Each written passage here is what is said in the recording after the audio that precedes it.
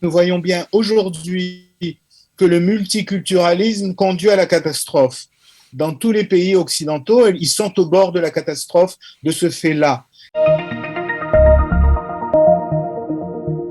Bonjour et shalom, Richard Darmon au micro du studio Kalita pour notre magazine hebdomadaire de géopolitique régionale intitulé Israël au cœur du Moyen-Orient, Israël au cœur de sa région, avec comme thème de réflexion cette semaine la question posée par plusieurs analystes à la fois politiques et aussi sécuritaires au niveau de la région. Israël est-il en train de devenir un nouveau Liban ? Avec nous pour en parler, en ligne depuis Tel Aviv, le professeur Shmuel Trigano. Bonjour et shalom Shmuel. Bonjour. Vous êtes professeur des universités, vous êtes sociologue, philosophe et figure intellectuelle marquante du monde juif français et actuellement depuis plusieurs années installé à Tel Aviv, là même où vous avez lancé dès votre arrivée Menorah.info, un site internet très complet et pertinent d'analyse sur la société et l'identité israélienne, et aussi l'association Dialogia, qui organise régulièrement des rencontres sur ces mêmes thèmes et qui a déjà lancé d'année en année, depuis 2017, à chaque fois un colloque qui s'intitule les colloques des intellectuels francophones israéliens. Shmuel, vous êtes aussi et surtout, j'allais dire, depuis plus d'une trentaine d'années, l'auteur justement presque d'un livre par an, puisqu'on mentionne une trentaine d'ouvrages de réflexion sur l'identité, l'histoire, la sociologie et la philosophie juive, dont certains ont analysé sur le fond la question palestinienne et d'autres questions aussi. Je pense entre autres à deux de vos livres comme celui qui s'intitule Les frontières d'Auschwitz ou La guerre d'Oslo. Et puis il y a eu plus récemment la parution de votre un autre titre qui est à la fois est paru d'abord en français, ensuite en hébreu, et qui s'intitule Le nouvel État juif. Alors, on va rentrer dans le vif du sujet. Shmuel, vous avez publié tout récemment en hébreu sur le site d'information israélien Mida et sous le titre assez alarmant « Le plan par étapes de Mansour Abbas », une analyse de votre crainte de voir Israël devenir un nouveau Liban, une analyse qui a été reprise en français justement sur votre site menorah.info dont je parlais. Alors, expliquez-nous en quelques mots en quoi consiste cette dynamique que vous estimez très périlleuse pour la stabilité, voire même pour l'existence de l'État d'Israël, de cette libanisation d'Israël. De quoi s'agit-il ? Ça commence par une nouvelle réalité de la Knesset, vu l'inimitié des partis politiques entre eux, et notamment la division de la droite. Il n'y a pas de gouvernement possible sans le soutien d'un parti islamiste et d'un autre parti qui lui est plutôt nationaliste qu'islamiste, qui se définissent comme des partis arabes de la société israélienne, citoyens bénéficiant de charges de députés comme les autres, mais qui n'acceptent pas la légitimité de l'État d'Israël dont ils sont les représentants formellement. Et nous avons pu assister notamment au jeu politique auquel se livre le parti Raham, qui est en fait le parti des frères musulmans. C'est reconnu, assumé et pas du tout escamoté, qui monnaie en fait son soutien à la coalition, une coalition faite de minorités, une coalition de minorités en fait, soumise d'une certaine façon au choix et à la politique d'une autre minorité, un tout petit parti, ce parti des frères musulmans, qui monnaie en quelque sorte, en fonction de tout un plan précis, qui monnaie son soutien. Et il y a là quelque chose qui fait que le pouvoir est instable et qu'on ne sait pas sur quoi ouvre le jeu politique. Donc, je crois que c'est cela qui est à la racine du problème. C'est tout à fait nouveau, ça ne s'est jamais produit. Les partis arabes ou musulmans ont toujours été contre toute participation à la vie politique israélienne. Néanmoins, ils occupent leur siège à la Knesset et ils mènent leur politique. Alors, ce qui vous inquiète... Le problème, c'est... Oui. Oui, pardon. Non, je vous disais, ce qui vous inquiète, semble-t-il, tout particulièrement, c'est cette alliance, j'allais dire, entre le parti, justement, Ram, le parti islamiste israélien, et les frères musulmans, et donc en fait le Hamas, puisque le Hamas est la section gazéenne des frères musulmans, et qui aurait adopté, dites-vous, une stratégie de démantèlement par étapes de l'État d'Israël en agissant de l'intérieur. Et c'est ça, cette libanisation, une sorte de... à l'opposé d'un démantèlement et d'un assaut armé qui avait été la thèse d'Arafat, lequel Arafat d'ailleurs avait quand même lui aussi parlé d'un plan de démantèlement d'Israël par étapes, mais avec d'autres moyens. Aujourd'hui, on aurait ce que vous appelez, vous, le plan par étapes de Mansour Abbas, qui consisterait donc à miner Israël de l'intérieur, en découpant Israël selon des secteurs. Et c'est ça, cette comparaison avec la libanisation, c'est qu'Israël, dans la vue de Abbas, serait pris d'assaut non pas par une force armée intérieure ou extérieure, en tout cas pour l'instant, mais serait démantelé au niveau de sa sociologie, entre d'abord arabes et juifs, entre secteurs juifs religieux, non religieux, et ethnie arabe, qui seraient donc les Bédouins, les Druzes, les Kirkassiens. C'est ça le plan de démantèlement par étapes d'Abbas? Expliquez-nous un petit peu. Tout à fait, sous l'égide du gouvernement, avec son assentiment, même de façon parlementaire, puisqu'en fait, c'est un parti qui mène une politique, comme d'ailleurs les partis ultra-orthodoxes, il faut le remarquer, c'est eux qui ont ouvert la porte à des manifestations de ce type-là, dans un pays qui aurait dû être un État-nation. Mais nous vivons aujourd'hui dans la confusion la plus totale. Et donc, non plus subvertir, renverser l'État au nom de deux peuples, deux États, mais de son sein même arriver à créer des situations établies qui ont une dimension territoriale, une dimension ethnique, une dimension politique, qui en fait obtiendraient les mêmes résultats que d'une attaque, par le moyen d'une attaque frontale.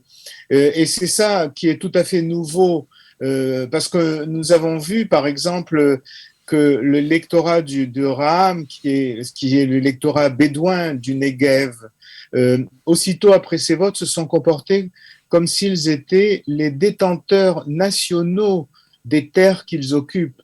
Notamment, il y a eu un fait scandaleux qui a provoqué une effervescence lorsque le Keren Kayemet, l'Israël, a voulu faire une plantation d'arbres dans le Negev.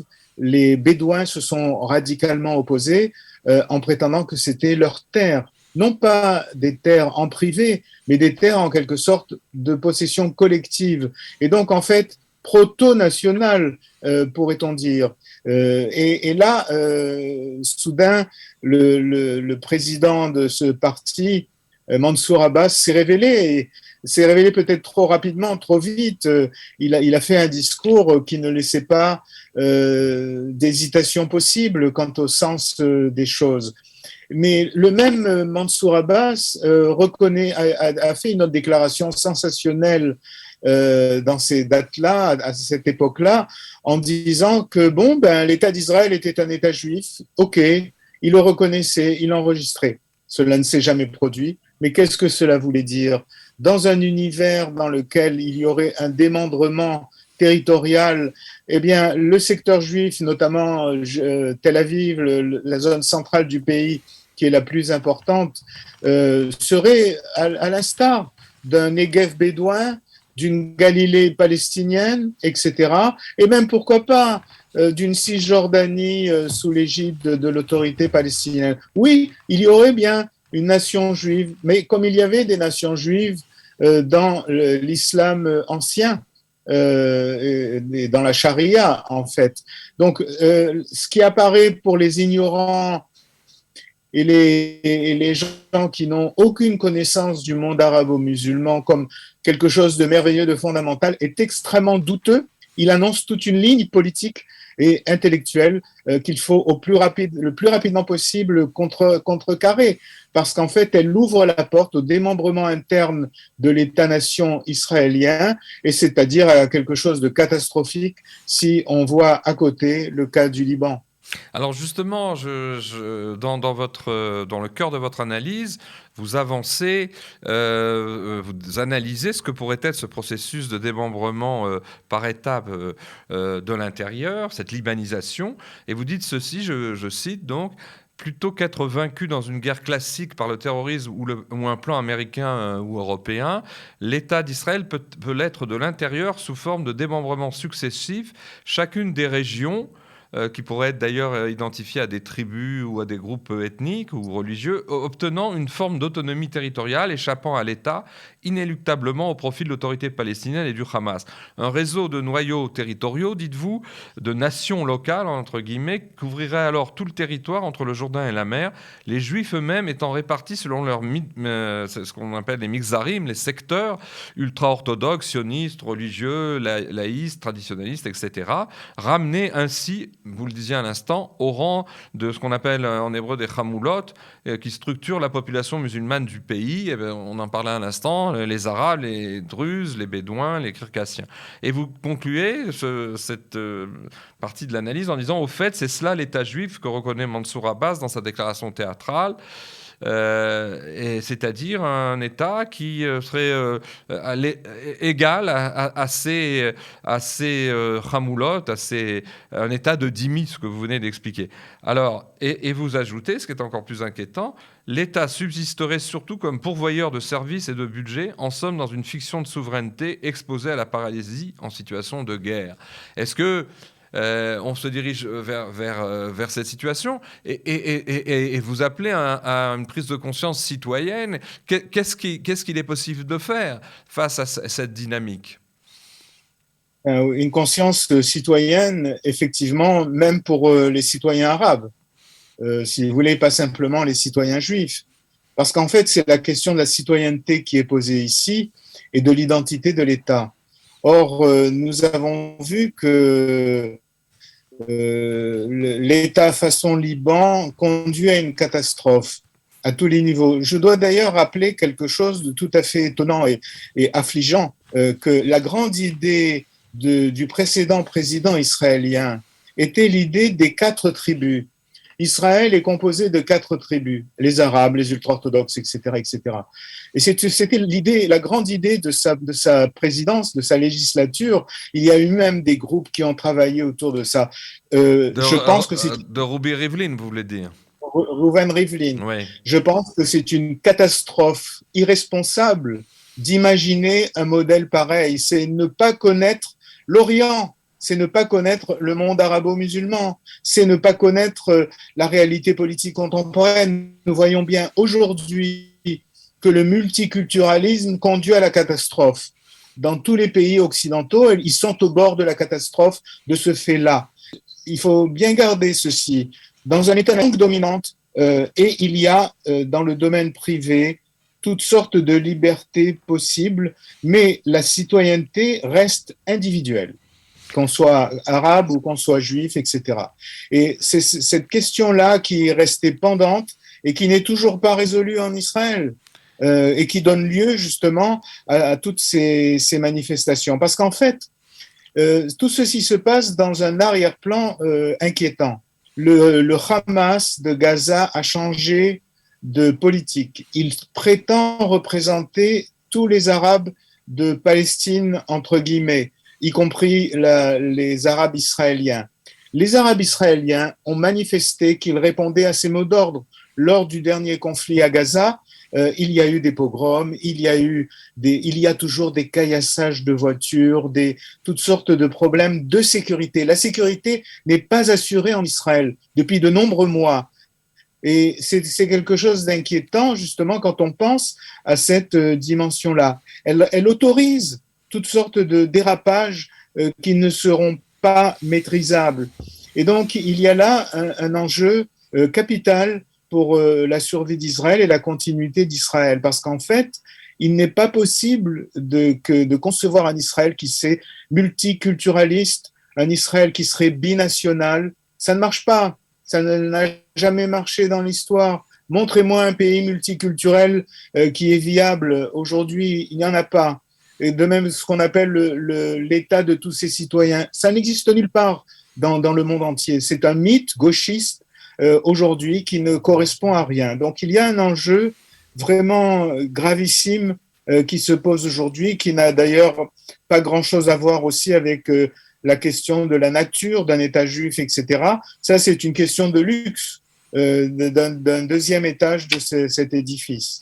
Alors finalement, dans cette analyse, je répète qu'elle a été publiée en français sur le site, sur votre site menora.info. Menora.info. Oui, et bien cette analyse, vous avancez dans sa conclusion que malgré l'échec du processus erroné et qui était un échec sur le terrain de ce fameux processus d'Oslo qui était lancé par les accords du même nom en septembre 93, et bien que ce même processus, ce même phénomène est en train de se répéter avec un prétendu camp de la paix israélien qui, au lieu de prendre conscience et d'aider à la prise de conscience de tous ces dangers, cette situation dangereuse, préfère se retourner en fait contre l'ennemi intérieur, ce qu'on appelle dans les médias israéliens les extrémistes juifs, à savoir cette fameuse campagne qu'on voit presque tous les soirs aux journaux télévisés des trois principales chaînes, cette campagne contre la violence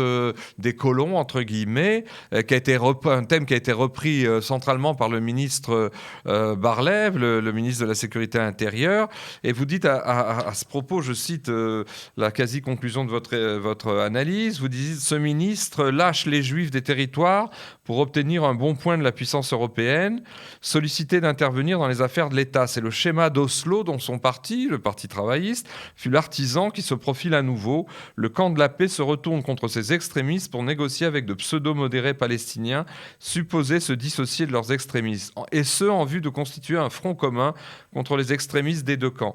Le camp de la paix, entre guillemets, commence toujours par désigner un ennemi intérieur. » On en est revenu je dirais, à une thématique encore plus troublante parce qu'elle porte des coups sur le front intérieur d'Israël. On en est revenu à une problématique de type Oslo, d'après vous ? Oui, c'est ce que l'on ressent dans l'évolution de la coalition israélienne, qui, on le sait, est une coalition de briques et de brocs, avec des partis de droite et des partis de gauche. Et les partis de gauche s'apprêtent justement